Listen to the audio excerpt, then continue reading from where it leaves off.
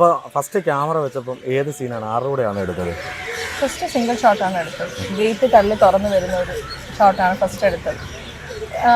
ഇതിനെപ്പറ്റി കൂടുതൽ അറിയാത്തത് കൊണ്ടാണോ ചിന്തിക്കാത്തത് കൊണ്ടാണോ എന്നറിയില്ല. ടെൻഷനൊന്നും ഇല്ലായിരുന്നു, ഫുള്ളി ബ്ലാങ്ക് ആയിരുന്നു. വന്ന് നിന്ന് ചെയ്തു. ആരാന്നൊന്നും നമ്മൾ നോക്കിയില്ല, നമ്മൾ അറ്റൻഡ് ചെയ്തു. എന്താ അറിയോ, അച്ഛനും അപ്പൂപ്പനും ഉണ്ടായിരുന്നു. അപ്പൂപ്പൻ കൂടെ ഉണ്ടായിരുന്നു, അച്ഛൻ്റെ അനുഗ്രഹം ഉണ്ടായിരുന്നു. കാര്യം അവർ നാടകത്തിലൂടെ വന്നെന്ന് പറഞ്ഞാലും നാടകം എന്ന് പറഞ്ഞാൽ ഏറ്റവും പ്രയാസമുള്ളൊരു കാര്യമാണ് ലൈവായിട്ട് ചെയ്യുക എന്നുള്ളത്. എപ്പോഴെങ്കിലും കൊച്ചിലെങ്കിലും നാടകത്തിൽ അച്ഛൻ്റെ ഏതെങ്കിലും ഒരു നാടകം കാണാനായിട്ട് കൂടെ പോയിട്ടുണ്ടോ? ഓർമ്മയുണ്ടോ? ഇല്ല, അച്ഛൻ ഫിലിമിൽ വന്നിട്ട് അതിനുശേഷമാണ്. അല്ല, അത് തന്നെ നാടകം സിനിമ അഭിനയിച്ചതിന് ശേഷവും നാടകത്തിലേക്ക് ഒന്ന് രണ്ട് സായിക്കുമരണം ചെയ്തിട്ടില്ല. പിന്നെ ചെയ്തു. സിനിമ ലൊക്കേഷനിൽ പോയിട്ടുണ്ടോ? ലൊക്കേഷനിൽ അച്ഛൻ അധികം എന്നെ അങ്ങനെ കൊണ്ടുപോകാറില്ല.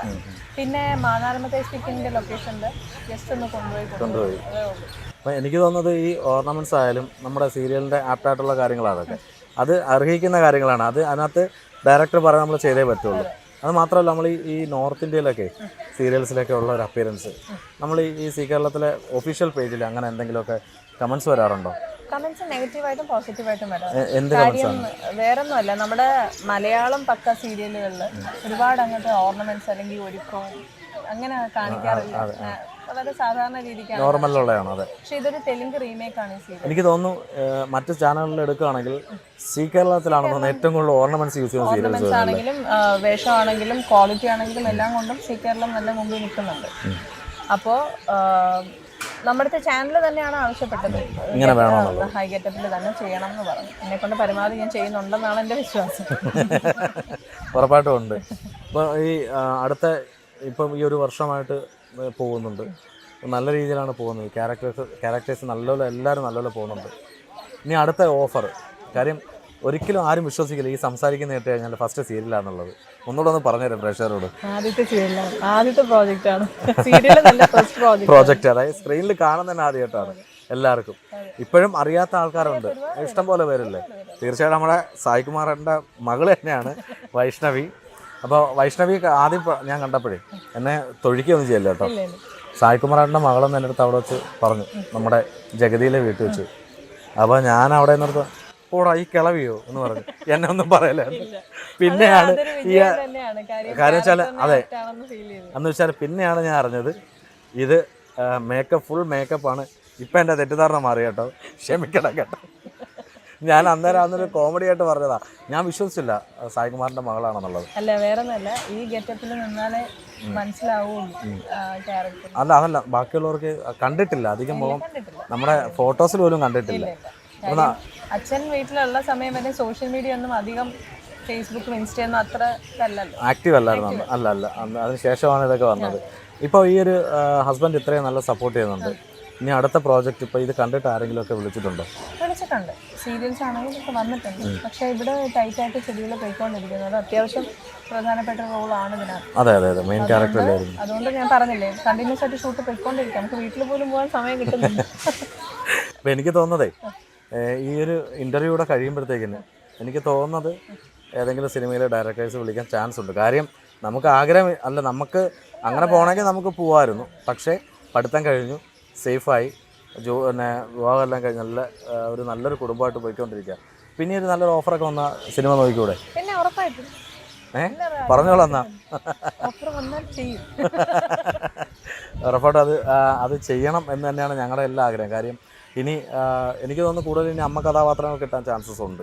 കാര്യം നമ്മുടെ പൊന്നമ്മ ചേച്ചി ആയാലും അല്ലെങ്കിൽ കവിയൂർ പൊന്നമ്മ അമ്മയായാലും ഇവരൊക്കെ ചെറുപ്പത്തിലെ അമ്മ വേഷങ്ങൾ കൈകാര്യം ചെയ്തിട്ടുള്ളത് അവർ സെലക്ട് ചെയ്യുന്നത് കൊണ്ടാണ്. നമുക്കിപ്പോൾ ഇതിപ്പോൾ ഞാൻ പറഞ്ഞില്ലേ, എനിക്കിത് ഫസ്റ്റ് ഈ ക്യാരക്ടർ എൻ്റെ അടുത്ത് വരുമ്പോൾ എനിക്ക് ഭയങ്കര ഒരു മനസ്സിലൊരു കോംപ്ലക്സ് പോലെ ഫീൽ ചെയ്തിരുന്നു. കാര്യം ഈ ഒരു ഏജിൽ ഇത്രയും ഏജുള്ളൊരു ക്യാരക്ടർ എടുക്കണം എന്ന് വേണമെന്ന് ചിന്തിച്ചു. അപ്പോൾ അച്ഛനെയും അപ്പൂപ്പനെയൊക്കെ മനസ്സിൽ വന്നു. അവർ ചെയ്തു വെച്ചിരിക്കുന്ന ക്യാരക്ടറിനൊക്കെ ആകുമ്പോൾ മമ്മൂട്ടിയുടെ ഒക്കെ അച്ഛനായിട്ട് ചെയ്യണമെന്ന് പറയുമ്പോൾ ക്യാരക്ടറിനകത്താണ് പ്രധാനം. അഭിനയിക്കാൻ ഏരിയ ഉണ്ടോ എന്നുള്ളതാണ്. സായി ചേട്ടനൊക്കെ ആണെങ്കിൽ അച്ഛനായിട്ടും അപ്പൂപ്പനായിട്ടും വില്ലനായിട്ടും നായകനായിട്ടും ഉപനായകനായിട്ടും ഒക്കെ വന്നിട്ടുണ്ട്. എല്ലാ മേഖലയും തൊട്ടിട്ടുണ്ട് അല്ലേ? അപ്പോൾ പിന്നെ നമ്മൾ നോക്കണ്ട. പക്ഷെ ഒരു പ്ലസ് പോയിന്റ് ഉള്ള എന്താ അറിയോ, സീരിയൽസിൽ നരയിടത്തില്ല. ഇല്ല, അത് മെയിൻ ഒരു സംഭവമാണ്. കാര്യം സീരിയല് നമ്മുടെ എടുത്ത് പറഞ്ഞു നര വേണ്ട. ശരി, അത് തന്നെയല്ല, സീരിയൽ തുടങ്ങുമ്പോൾ നമ്മുടെ ഒരു ചെറുപ്പം കാണിച്ചിട്ടാണ് വന്നത്. അതൊരു പ്ലസ് പോയിന്റ് അല്ലേ ഞാൻ പറഞ്ഞത്. കാര്യം മിക്ക സീരിയലും നിങ്ങൾ നോക്കിക്കോളൂ, നമ്മുടെ സി കേരളത്തിൽ അധികം നര അങ്ങനെ യൂസ് ചെയ്തില്ല. അധികമല്ല, തീരെ ഇല്ല. ചില ക്യാരക്ടറിന്, പക്ഷേ ഇങ്ങനെയുള്ള ക്യാരക്ടറിന് നരയേ ഇല്ല എന്നുള്ളതാണ്. അപ്പോഴും പ്രായം നമുക്ക് അറിയത്തുമില്ല. നമ്മുടെ കഴിഞ്ഞ 2 വർഷമായിട്ട് സീരിയൽസിനൊന്നും അവാർഡ് ലഭിക്കാത്ത, അതായത് ഇതിന് വലിയ വരുന്ന സീരിയലിന് ക്വാളിറ്റി ഇല്ല എന്നുള്ള ഒരു പേരാണ് പറയുന്നത്, അവാർഡ് നിരസിച്ചു പോകുന്നത്.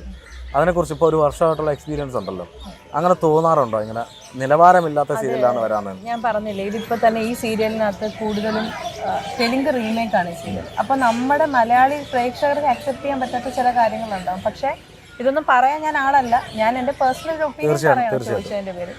അപ്പോൾ ഇതൊരു ഫിക്ഷൻ ആണെന്ന് ചിന്തിച്ചാൽ തീരാവുന്ന പ്രശ്നമേ ഉള്ളൂ. ഇതൊക്കെ ചിലപ്പം നമ്മൾ തന്നെ ചോദിക്കാറുണ്ട്, ഇതൊക്കെ എവിടെയെങ്കിലും നടക്കുമെന്ന് നമ്മൾ ചോദിക്കാറുണ്ട്. പക്ഷേ അതൊരു ഫിക്ഷൻ ആണെന്ന് ചിന്തിച്ചാൽ തീരാവുന്ന പ്രശ്നമേ ഉള്ളൂ. അല്ല, എങ്കിലും അത് മറ്റ് ചാനലുകളിലും സീരിയലുണ്ട്, നല്ല സീരിയൽസ്, കരയുന്ന സീരിയൽസ് ഉണ്ട്.